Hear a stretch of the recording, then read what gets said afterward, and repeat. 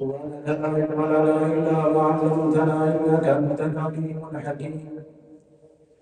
سبحانك لا علم لنا إلا ما علمتنا إنك أنت العليم الحكيم. سبحانك لا علم لنا إلا ما علمتنا إنك أنت العليم الحكيم. الحمد لله الذي شرفنا على سائر الأمم من اختصه من بين الأنام بجوامع الكلم وجواهر الحكم. وصلى الله على أفضل الأنبياء والمرسلين وعلى آله وأصحاب المتقين الطاهرين. أما بعد فأعوذ بالله من الشيطان الرجيم. بسم الله الرحمن الرحيم. ألا لله الدين الخالص.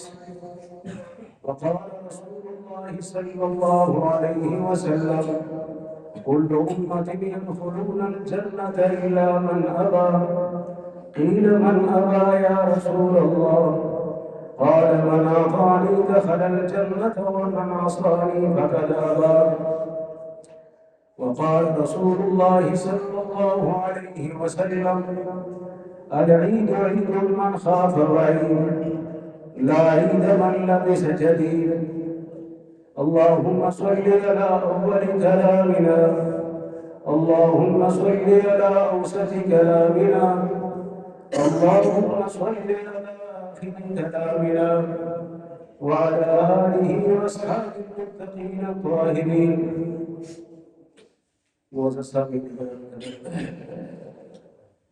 اللہ رب العزت کی انتہائی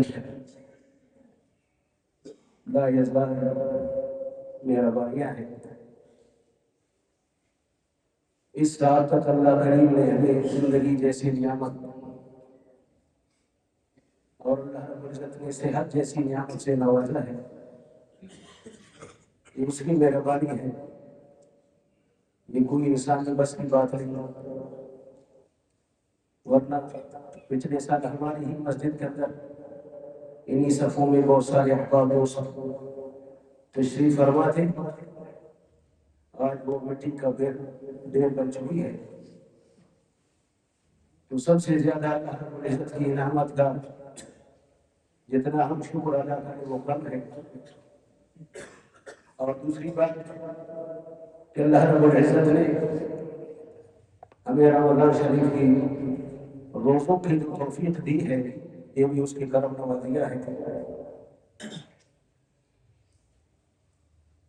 یہ آدمی کو اللہ رب العزت یہ توفیق بھی نہیں دیتا. جس کے اوپر کرم نوازی ہو جاتی ہے پھر اس کے اوپر اللہ رب العزت ہمیں انعامات کا برسات فرما دیتا ہے. سب سے پہلے آپ کو جس بات کو سمجھنی ہے وہ عید ہے کہ عید کا کیا معنی ہے. عید کہتے کس چیز کو ہے اور یہ کس چیز سے آخر ہے. رحمت عالم صلی اللہ علیہ وسلم کی زبان مبارک سے جو جواہرات نکلی ہیں ان کا خلاصہ یہی ہے کہ عید اللہ کی اطاعت کا نام ہے. عید جناب رسول اللہ صلی اللہ علیہ وسلم کی فرما برداری کا نام ہے. عید نیا کپڑے پہننے کا نام نہیں ہے. ہاں اگر اللہ رب العزت نے دیا ہے آپ اس کو پہن لیں. اگر نہیں کہیں پیغمبر جس کے کپڑے پر ہو وہ اللہ اور رسول کی مطیع اور فرما بردار بن جائے انہیں کے لیے عید ہے. حضرت ابو ہریرہ رضی اللہ تعالیٰ عنہ کی روایت ہے مسند احمد کے اندر حدیث 3464 نمبر حدیث. اللہ کے نبی نے فرمایا العید عید من خاف وعید لا عید من لبس جدید. عید اسی کے لیے ہے جو اللہ کے خوف جس میں ہو، اطاعت جس میں ہو، فرما برداری جس میں ہو، اسی کے لیے عید ہے.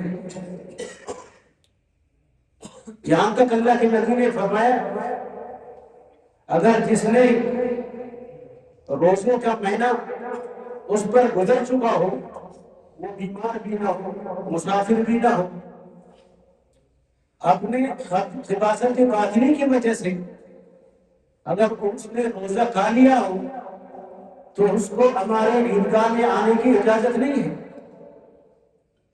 خیر میں آپ کو کہا تھا کہ اللہ کے نبی نے فرمایا یہ روزہ ایسی نعمت ہے ساروں کی بخشش ہو جاتی ہے، مگر کچھ ایسے افراد ہیں کہ اللہ رب العزت کی ان انعامات کے باوجود بھی وہ محروم ہے۔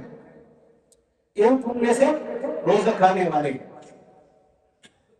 جتنا اچھا ہو پوری شان اس کی تعریف کر لے، پوری شان اس کی ثنا کر لے، لیکن اللہ کی پاک پیغمبر کی زبان سے اس کی لعنت بھیجی ہے۔ تو عرض کرنے کا مقصد یہ ہے کہ عید خدا اطاعت و خداوندی کا نام ہے۔ صحابہ کرام رضوان اللہ تعالیٰ علیہ مجمعین جو اللہ نے اس مقام تک اس کو پہنچائی وہ اسی وجہ سے کہ ہر حال ہر گھڑی اللہ کی پاک پیغمبر صلی اللہ علیہ وسلم کی احکامات، اس کی ارشادات اور اللہ رب العزت کی حکم اور اس کی اتباع کرنے کے لیے اپنے آپ کو بالکل تیار کر رکھا تھا، تو اس کا نام نہیں ہے۔ اگر ہمارے پڑوس میں وہ بھوکے ہیں، ان کی بچوں کو کپڑا نہیں ہے، ہم باقاعدہ ہر ایک اپنے لیے 3-4 جوڑا بنا کر کے خوشیاں مناتی ہے، اس کا نام عید نہیں ہے میرے جان۔ اور اللہ کے نبی صلی اللہ علیہ وسلم نے عملی کر کے دکھایا بھی ہے۔ پہلی میں آپ نے بارہا کہا عید الفطر کے دن تھی، اللہ کی پاک پیغمبر صلی اللہ علیہ وسلم گھر سے جب نکلا مدینہ منورہ زاد اللہ شرفہا و تعظیمہا و تکریمہا، اس مقدس شہر کا کیا کہنا ہے جس میں میرے آقا قیام پذیر ہے۔ رحمت عالم صلی اللہ علیہ وسلم کیوں گھر سے نکل جاتا ہے؟ مدینہ منورہ کی سارے بچے خوشیاں منا رہے ہیں، ایک بچہ کناروں پر کھڑے ہیں، اشک بہار ہے، چہرہ خاک آلود ہے، پیروں میں کچھ بھی نہیں ہے، کپڑوں کے اوپر پیون کے اوپر پیون لگا ہوا ہے۔ اللہ کے پاک پیغمبر صلی اللہ علیہ وسلم نے جو ہی رحمت کی نظر پھیری وہ رو رہا ہے۔ اللہ کے نبی صلی اللہ علیہ وسلم نے پوچھا بچہ کیوں رو رہے ہو، کیا معاملہ ہے؟ پورا مدینہ کہ بچے آج نیا کپڑے پہنے ہیں، اپنے آپ کو تر و تازہ کیا ہے، سنگار کیا ہے، آج خاک آلود بھی ہے اور آپ کے کپڑے بھی نہیں ہیں۔ سبحان اللہ۔ اس بچے نے کہا یا رسول اللہ آپ کو تو پتہ ہے غزوہ بنی مصطلق کی وقت میرے والد مبارک شہید ہو چکا ہے، اللہ نے وہ مقامات اس کو دی ہے، وہ تو اپنے جگہ پہ ہے۔ صاف ظاہر ہے بچہ جب چھوٹا ہو تو والد ہی کی آسرا اس کو ہو جاتی ہے، باقی کسی کا تو نہیں ہے۔ تو مدینہ منورہ کے جتنے بچے آپ کو جو نظر آ رہے ہیں سارے کے والد ہیں، سرپرست ہیں، لیکن میں اس نعمت سے محروم ہوں۔ آقا کریم صلی اللہ علیہ وسلم نے جو نہیں کہا کہ جاؤ گھر میں، نہیں، بلکہ عید نماز کو چھوڑ کر کے عیدگاہ کی طرف جاتا تھا، عید کو چھوڑ کر کے اس بچے کے ہاتھ پہ لیا اور اس کی سر پر اپنے دست شفقت پھیرا اور اس کو گھر پہ لیا۔ اللہ رب العزت کا قدرت اس کا نظارہ یہ معاملہ دیکھ رہا ہے۔ اللہ رب العزت نے جبریل کو حکم دیا کہ میرے محبوب صلی اللہ علیہ وسلم اس بچے کو گھر پہ لے جا رہا ہے۔ صاف ظاہر ہے اتنی عمر کا بچہ گھر میں تو نہیں ہے کہ اسی کی کپڑے اس کو دیا جائے۔ جنت سے باقاعدہ اللہ رب العزت نے جبریل کو بھیجا، جنت سے باقاعدہ جتنے چیز ضرورت کی ہو جاتی ہے، کپڑے ہیں جو بھی ہے اس وقت کی، اس کو اٹھا کر کے میرے محبوب کے گھر پہ پہنچا۔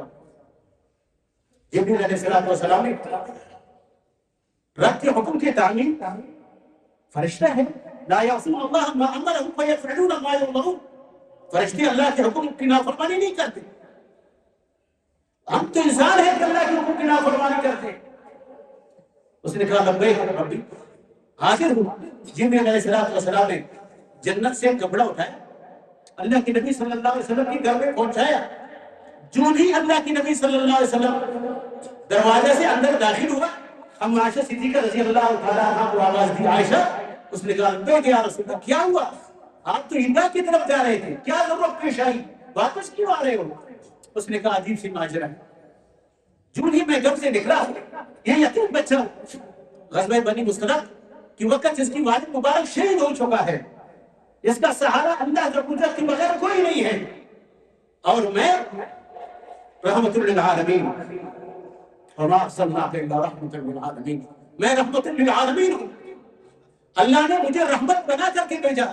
اور یہاں تک اللہ کے نبی نے فرمایا انا وقاتل الیتیم ہاتان، میں اور وہ بندہ جو کسی یتیم کی کفالت کرے قیامت کے دن جنت میں ایک ساتھ ہوں. تو اللہ رب العزت نے مجھے سراپا رحمت بنائی ہے. اسی وجہ سے میں اس بچے کو لے آیا ہوں تاکہ اللہ رب العزت راضی بھی ہو جائے. اور عائشہ آپ کو یاد ہے، اما عائشہ فرما رہے ہیں کہ ایک دن آپ رو رہی تھی. میں نے کہا کیوں رو رہے ہو؟ آپ نے کہا کوئی اولاد نہیں ہے، بس یہ بچہ آپ کا بچہ ہے اور میرے بھی بچہ ہے. اما عائشہ صدیقہ رضی اللہ تعالیٰ عنہ جون ہی نظر گھماتی ہے کہ ایک شوہر اس وقت میں ایک تھیلا رکھا ہوا ہے. امام دارمی رحمۃ اللہ علیہ نے اس تھیلے کے اوپر جو الفاظ اللہ رب العزت کی طرف سے لکھا ہوا ہے اس کو بھی نقل کیا ہے. ھذا فضل من ربک، یہ اللہ رب العزت کی طرف سے فضل ہے. جونی اما عائشہ صدیقہ رضی اللہ تعالیٰ عنہ اس شوہر کو، اس تھیلے کو اٹھاتی ہے نا، اللہ کی نبی کو عرض فرماتی ہے یا رسول اللہ اس کے اندر سے تو مشتعبہ کی خوشبو آ رہی ہے. اللہ کی نبی نے فرمایا تو پتہ ہے جنت سے اللہ نے اس کو بھیجا. اللہ رب العزت کی بات پیغمبر وہاں کھڑے ہیں، انتظار فرما رہے ہیں. اما عائشہ صدیقہ رضی اللہ تعالیٰ عنہ اس بچے کو لے کے سنگار کر کے اس جنت کی کپڑے کو اس کو پہنا کے اور باقاعدہ وہاں جتنے بھی ضرورت کی چیزیں تھے ان کو کھلا کے ان کی پیٹ سیر کر کے ابھی یہ بچہ اللہ کے نبی صلی اللہ علیہ وسلم کی ہاتھ مبارک میں پکڑ کر کے عیدگاہ کی طرف جا رہا ہے. جون ہی دروازے سے نکلی، صحابہ کرام انتظار فرما رہے کیا ہوا، اللہ کے نبی واپس کیوں گھر پہ گئے؟ تو جون ہی دیکھا. صدیق اکبر رضی اللہ تعالیٰ فرماتے ہیں جب بھی میں نے اس معصوم بچے کے ہاتھ کو اللہ کی نبی کے ہاتھ میں جب پکڑا دیکھا تو میں نے کہا یا لیتنی، کاش یہ سعادت مجھے ہی حاصل ہو جاتے. اللہ کی پاک پیغمبر میرے ہاتھ میں پکڑ کر کے میں یہ مقام تک نہیں پہنچتا، میں چھوٹا بچہ ہو جاتا، میں یتیم ہو جاتا، اور اللہ رب العزت کی پاک پیغمبر یہ شفقت مجھ پر فرماتے تو کیا یاد رکھتے. ابھی مدینہ منورہ کے بچے رو رہے ہیں. اللہ کے نبی نے فرمایا کیوں رو رہے ہو؟ انہوں نے کہا یا رسول اللہ کاش یہ سعادت ہمیں بھی حاصل ہو جاتی، ہمارے والدین بھی شہید ہو جاتے، ہمارے والد بھی شہید ہو جاتے، آج آپ ہی میرے کفیل ہو جاتے، کیا مزہ تھا.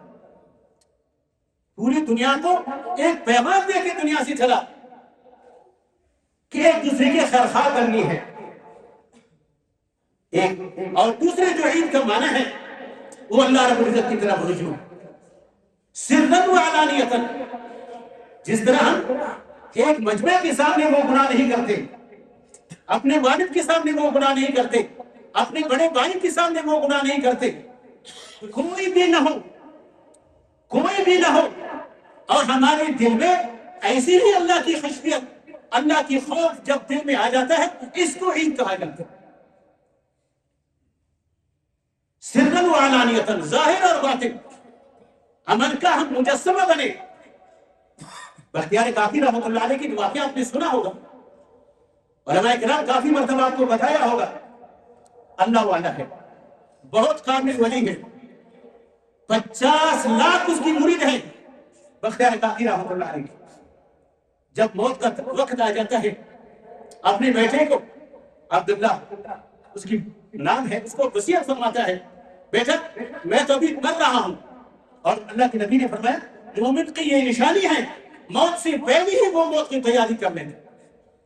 یہ تو ہم ہے غافل ہے، پتہ نہیں کہ ہمارے کتنوں کی کفنیں دکان میں آ چکی ہے، گھروں میں رکھا ہوا ہے، اور ہم نے کسی اور کے لیے لیا ہے، وہ کفن ہماری ہی نصیب ہو. آپ لوگوں کو نہیں کہتا ہوں، آپ ناراض نہ ہو جائے، میں اب یہاں کہہ رہا ہوں وہ تو آنی ہے. اگر آپ لوگوں نے کوئی ٹکٹ وغیرہ لایا تو میں نہیں کہہ سکتا، لیکن مجھے ایک سیکنڈ کی بھی بھروسہ نہیں کہ اللہ رب العزت دوسرے بات تک مہلت دے دیتا ہے، یہ یہاں بھی فیصلہ ہو جاتا ہے۔ اللہ کی پاک پیغمبر صلی اللہ علیہ وسلم نے زندگی بتائی، کیفیت بتائی۔ تو میں نے عرض کر دیا بختیار کاکی رحمۃ اللہ، اللہ کا ولی، پہنچا ہوا سرکار ہے۔ حضرت آدم علیہ السلام سے لے کر جناب رسول اللہ صلی اللہ علیہ وسلم تک سارے انبیاء کے خواب میں اس کو دیدار بھی ہو چکا۔ جب موت کا وقت آتا ہے بہت خوف ہے اس کو، وہ تو ولی ہے۔ میں نے کل آپ کو کہا صدیق اکبر رضی اللہ تعالیٰ عنہ وہ ہستی کہیں مرتبہ اللہ کی نبی نے فرمایا صدیق آپ جنتی ہے، لیکن جب موت کا وقت آتا ہے تو کیا فرماتا ہے؟ یا لیتنی کنت شجرا فتحزا، کاش میں ایک درخت ہو جاتا، مجھے کاٹ کے جلا کے مجھے ختم کر دیا جاتا۔ یا لیتنی کنت عصفورا، میں ایک چڑیا ہو جاتا، لوگ شکار کر کے مجھے کھا لیتے۔ اللہ کی خوف سے، اللہ کی دیدار سے، اللہ کے دربار میں کھڑے ہونے سے میں اتنا مجھے ڈر ہے۔ اللہ کے نبی نے فرمایا، شفاعت کبریٰ کی حدیث میں آتا ہے، رحمت دو عالم صلی اللہ علیہ وسلم نے فرمایا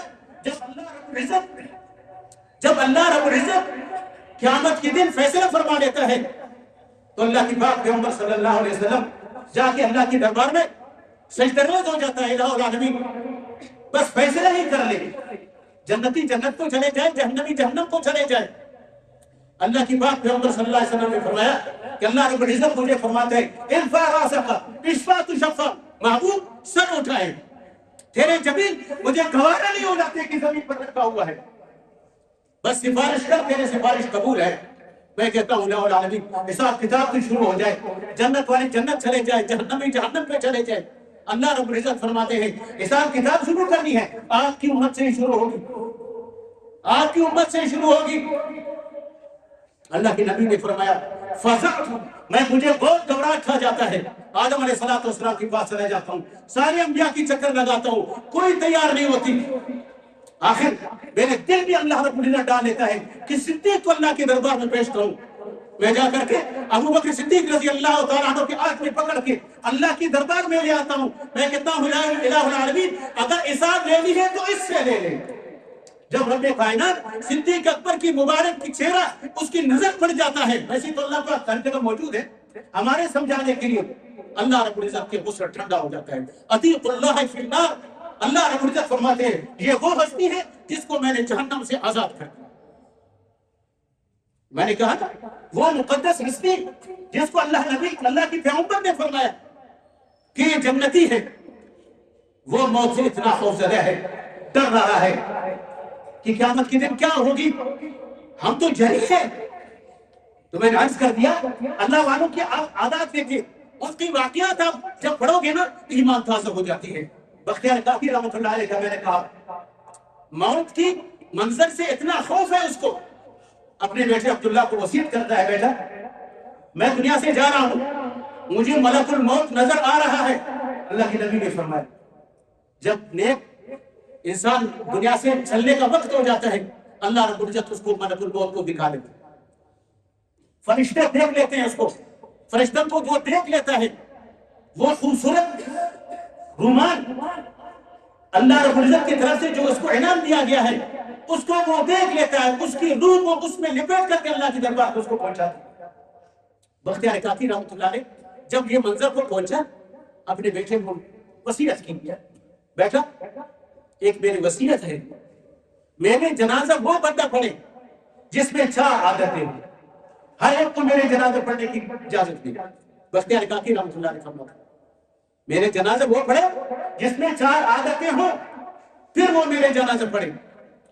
کہتے ہیں ابا جی فرمائیے، کہتے ہیں ایک نمبر یہ ہے کہ جب سے بالغ ہوا ہے آج تک اس کی تکبیر اولیٰ فوت نہیں ہوئی ہے، یہ میرے جنازہ پڑھے۔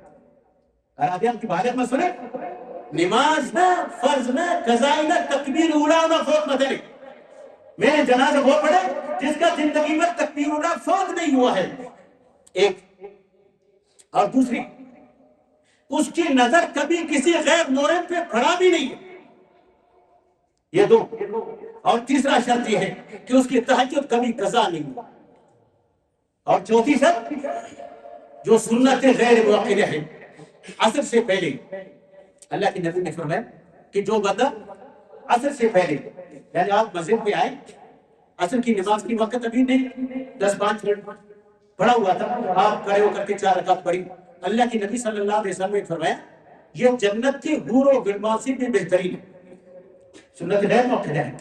لیکن اتنی بڑی ثواب حضرت دانیال فرماتے ہیں کہ میں نے ایک دفعہ حضرت سلیمان علیہ السلام کو خواب میں دیکھا، میں نے کہا حضرت وہ عمل مجھے بتائیں جو مجھے جنت میں لے جانے کے لیے کوئی رکاوٹ نہ ہو۔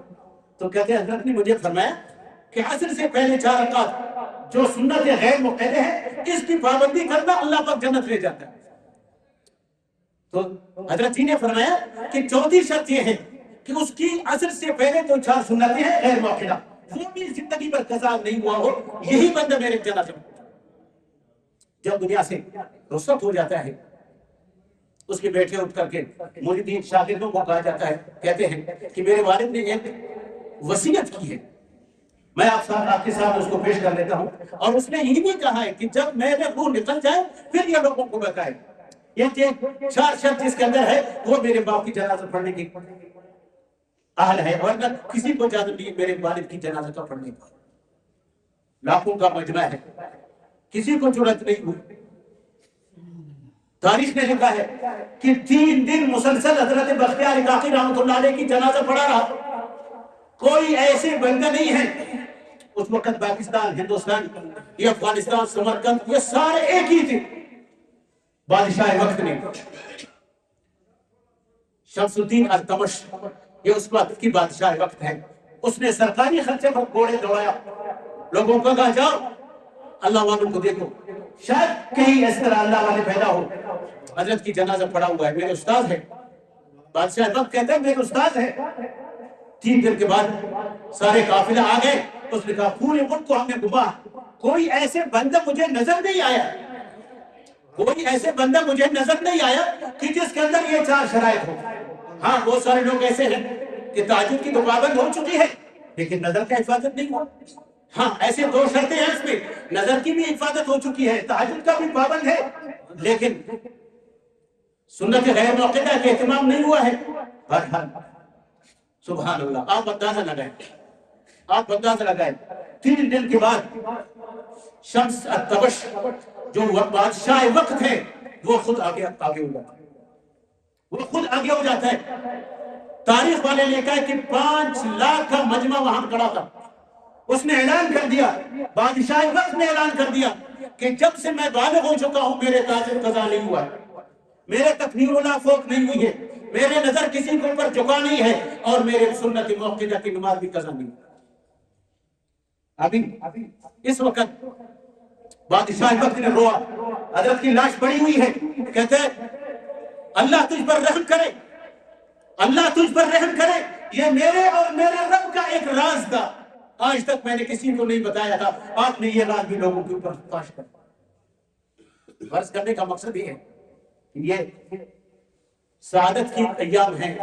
اور تیسری بات جو عید کا خلاصہ ہے وہ ایک دوسرے کے لفظ، ایک دوسرے کی جو کمیاں کوتاہیاں انسان ہے اس کو معاف کرنا،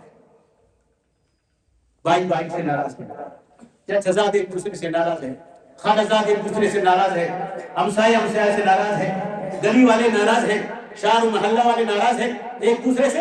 عید کا خلاصہ یہی ہے کہ اس کو ختم کرنا ہے۔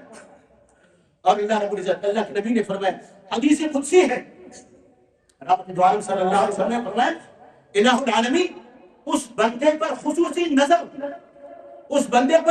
نظر فرما لیتا ہے جو عید کے دن اپنے کسی ناراض بھائی کی، چچازاد ہے، خالازاد ہے، ہمسائے ہے، محلہ والے ہیں، شہر والے ہیں، سارے تلخیوں کو وہ ختم کر کے ابھی جاتا ہے، پھر اس کو کہتے ہیں کہ بس مجھ سے یہ غلطی ہو چکی ہے، بس مجھے معاف کر۔ ویسے تو اتنی بڑی گناہ ہے، پتہ اللہ کے نبی نے فرمایا لا يحل لمسلم ان يهجر اخاه فوق صلاه فمن هجر فوق صلاه فماذا دخل الله، کسی کے لیے اجازت نہیں ہے کہ 3 دن سے زیادہ ایک دوسرے سے ناراض ہو جائے. اگر ناراض ہو چکا ہے، مر جاتا ہے، تو اس نے دنیا کے اندر صلح نہیں کی ہے، یہ سیدھا جہنم ہے. اس کا علم اس کو کام نہیں آتا، اس کا تبلیغ، اس کا حق، اس کا جہاد کام نہیں آتا اس کو.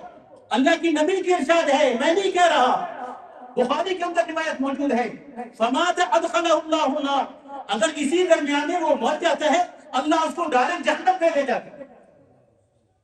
حضرت ابو ہریرہ کی روایت ہے مسند امام احمد کے اندر، اللہ کے نبی نے فرمایا ہر پیر اور جمعرات کو اعمال اللہ کے سامنے پیش ہو جاتے ہیں. وہ تو عالم الغیب ہے، سب کچھ جانتا بھی ہے، لیکن ہمارے عقل میں اس کو لانے کے لیے ہر پیر اور جمعرات کو اعمال نامہ پیش ہو جاتے ہیں اللہ کے دربار میں. فَيَغْفَرُ لِكُلِّ مُسْلِمٍ لَمْ يُشْرِكْ بِاللَّهِ، اللہ رب العزت مغفرت کا فیصلہ فرماتا ہے ہر اس کی نیت اللہ کے ساتھ شرک نہیں کیا. اور دوسری بات، حقوق العباد جس پر نہ ہو، اللہ اس کی مغفرت کا فیصلہ فرماتا ہے. الا رجلین کان بینہما شحنۃ فیقال اترکوا حتی یصلحا، مگر 2 بندہ جو آپس میں ناراض ہیں، باپ بیٹے ناراض ہے، بھائی ایک دوسرے سے ناراض ہے، ہمسائے ایک دوسرے سے ناراض ہے، قوم والے ایک دوسرے سے ناراض ہے، اللہ رب العزت فرماتا ہے ان کی فائلوں کو ایک سائڈ پہ رکھو، جب تک وہ زمین میں اپنا فیصلہ نہیں کرتے میں خدا اس کا فیصلہ نہیں کرتا. تو میں نے کہہ دیا عید کا تیسری جو معنی ہے ایک دوسرے سے عفو، سرگزری، معاف کرنا. کوتاہی ہوئی ہے اس کی طرف سے ہو چکا ہے، آپ اللہ کی رضا کے لیے معاف کر دو، اس کے گھر پہ جائے، اس کو منت کرے، اس کی سماجت کرے کہ بھائی مجھے معاف کر دے، میری غلطی ہے. لیکن یہ اس وقت ہوگی جب دل اللہ کی طرف رجوع کرے گا.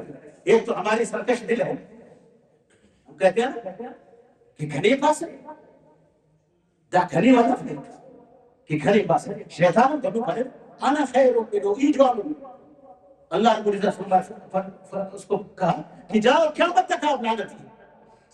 اور داس رحمت نے عرب تک کہ بھائی گھنے پاس یا گھنے جن پہ سی دے دا دولتنا نشرف دا خراب دنوں سے نشنے سے راجن کی انسان دیتی بڑے اور عقلی ہونا تھی. امام غزالی رحمۃ اللہ علیہ کا میں نے شاید آپ کو قصہ سنا دی. اللہ والا ہے، بیٹھا ہوا ہے راستے کے اوپر، چاند کی روشنی سے وہ مطالعہ کر رہا ہے. بادشاہ کا وقت وہاں سے گزر جاتا ہے. ہر دور میں کچھ اللہ والے بھی ہو جاتے ہیں، کچھ سرکار کی چمچے کرچے بھی ہو جاتے ہیں.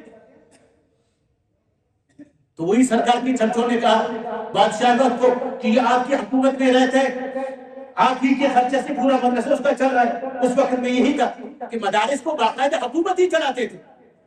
آج کل تو حکومت ہی چاہتا ہے کہ اس میں سارے ختم ہو جائے، زنا کا اڈا بنے، اس پہ تو خوش ہے اور آپ لوگ ناراض بھی نہ ہو جائے. آپ لوگوں کو بھی مدارس سے تکلیف ہے. ہاں اب یہ کہتے ہو کہ بھائی اس کو آفس بنا کر کے کیا بھیک مانگنے کے بغیر اور کچھ نہیں ہو جاتا. اپنے اولادوں پہ کتنے خرچے کر لیتے، اسکول ہے، فیسیں ہیں، پریشان ہے. ابھی سے مارچ کا مہینہ شروع ہو چکا ہے نا، ٹائی اس کو پہنا رہا ہے، بیگ پتلون اس کو پہنا رہا ہے، بس فلانی گھر پہ پڑھا رہا ہے، فلانی اسکول پہ پڑھا رہا ہے اور فخر کر رہے ہو. یہی کام اسی کا اللہ پوچھے گا آپ سے کہ میرے قرآن کتنا سکھایا اس کو. اس سے کبھی آپ نے پوچھا کہ نماز کی فرض کتنے ہیں بیٹا؟ 400 مسائل ہیں نماز کے اندر، 400 مسائل ہیں منیت المصلی کے اندر. حضرت نے لکھا ہے کہ 400 مسائل میں سے اگر کسی کو ایک مسئلہ بھی نہ آ جائے اس کا نماز ہوتا نہیں. ایک دو گھنٹے لگایا نا، 7 فرضیں 8 سنتیں وغیرہ وغیرہ، نہیں 400 مسائل ہیں نماز کے اندر. سب سے پہلا فرض ہے اللہ رب العزت کے ہم بہترین اور عمدہ جو نمازی ہے. تو میں نے کہا امام غزالی ٹھیک بھی پورا ہو گیا. امام غزالی رحمۃ اللہ علیہ کو جب سامنے لایا بادشاہ نے کہا کہ لم تعرفنی، آپ مجھے جانتے نہیں ہو. وہ تو اللہ والا تھا، ہم جیسے لالچی نہیں تھی کہ حاجی صاحب ناراض ہوگا پھر ہمیں چھلتے نہیں دے گا یا تنخواہ کا اتفاق یا مزید کشی رکھا نہیں. نہ وہ تو اللہ والا سے بادشاہ والے انو چاولے کے تھے نا تے پیسہ اول کا نطفۃ آخر کا جیفۃ. امام غزالی رحمۃ اللہ علیہ بادشاہ وقت کو کہتا ہے ابتدا میں آپ مردار نطفہ ہے. صاف ہے نا، ہم دونوں جواہرات سے نکلے ہیں، ساری مردار نطفے ہیں. یہ تو اللہ کی کرمی ہے کہ اللہ نے ہمیں انصاف بنا دیا.